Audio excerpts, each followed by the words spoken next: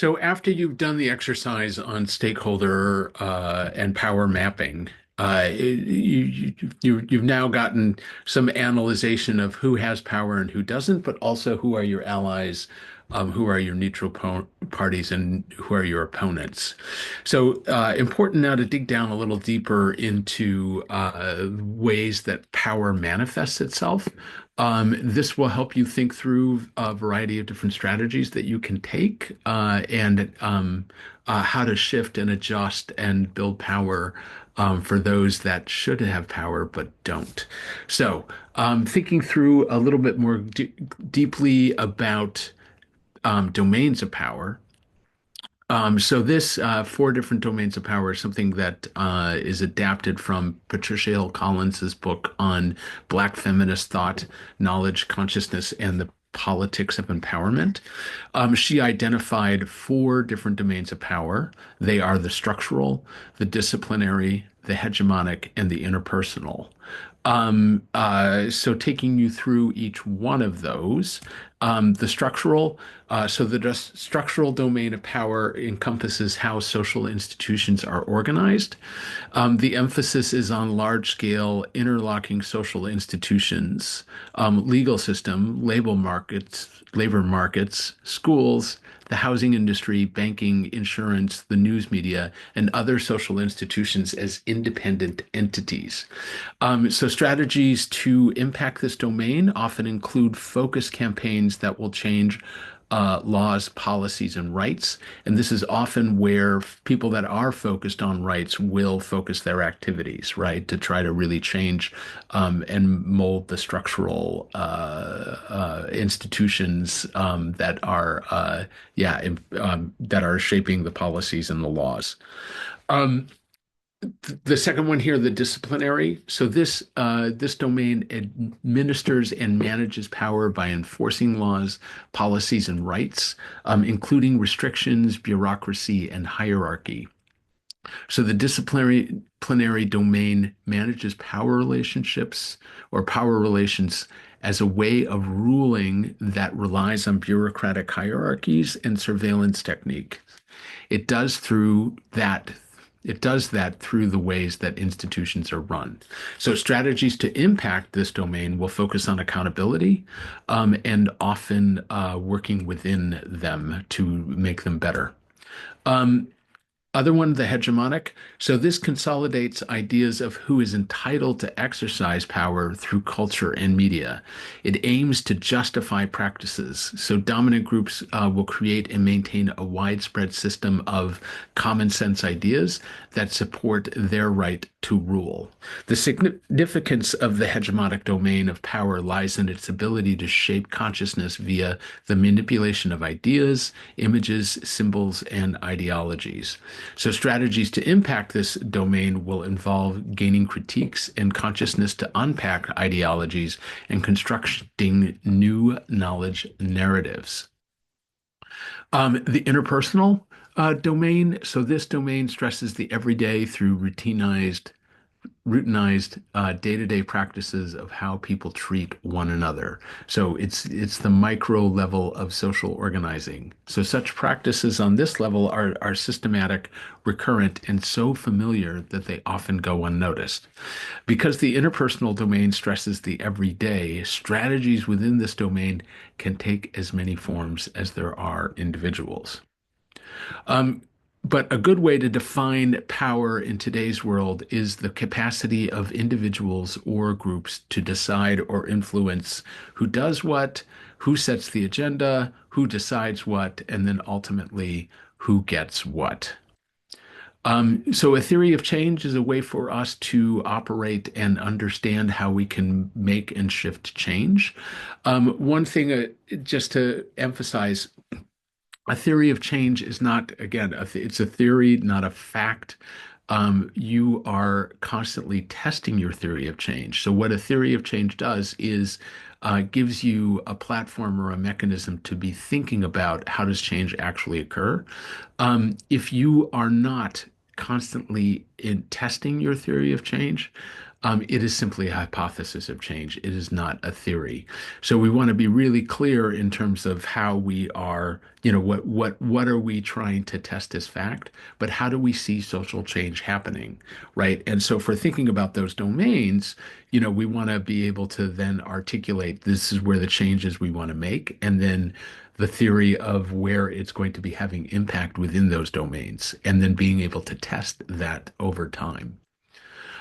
This is just a very handy canvas that is a really great way to be thinking about how to flesh out a theory of change. So this might be something that you want to take a look at as well in terms of fleshing out a strategy for how your research is going to be utilized in making change. Note, to me, the most important things are the two ends of this. So, the bit in terms of the what is the problem that you're trying to solve, which, you've done in the earlier module, to really be articulating that.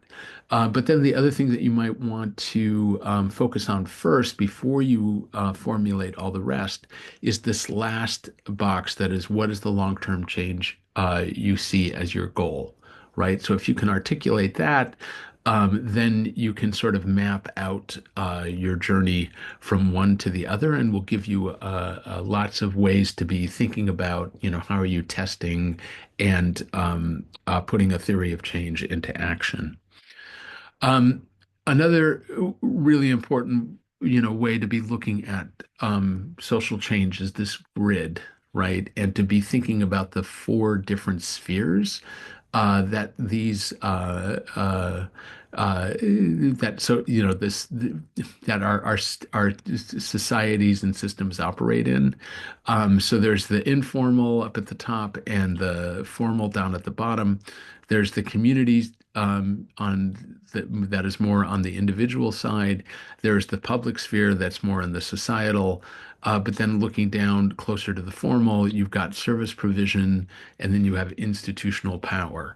And all of these, these are all just sort of examples, but this gives you another way of analyzing and understanding how the systems are working so that you can better create strategies to impact how you're going to make change.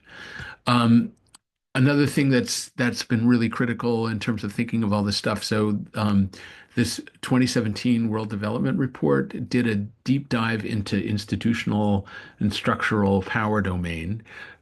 So do be thinking about these three different areas. So the three levers of change, how are power balance imbalances manifesting, and then the three drivers of change. So it brought up that the three levers of change are increasing contestability, shifting incentives, and changing preferences and beliefs.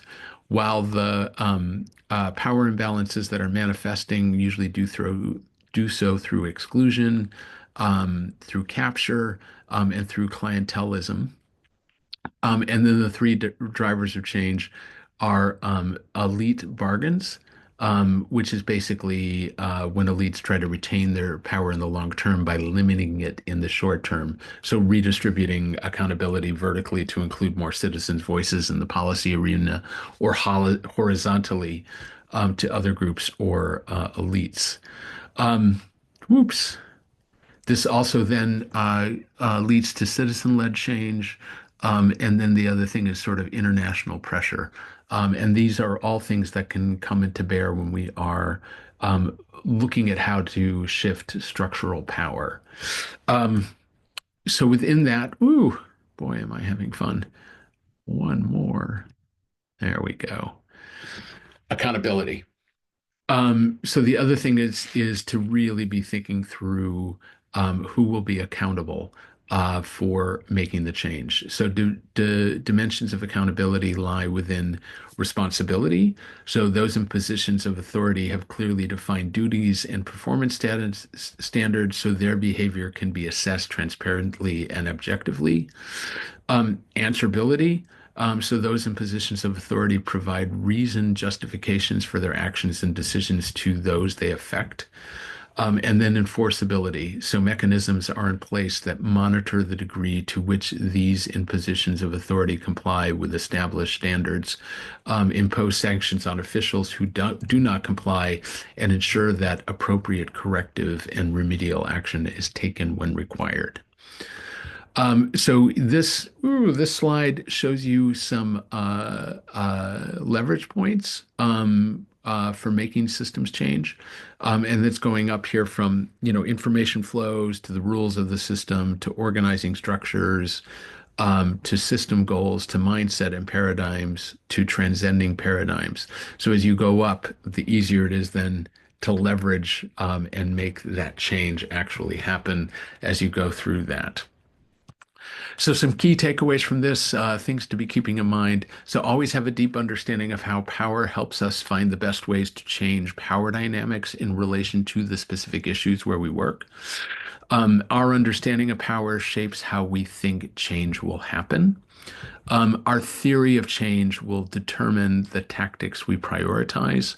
The tactics of mainstream human rights advocacy have tended to target structural and institutional power.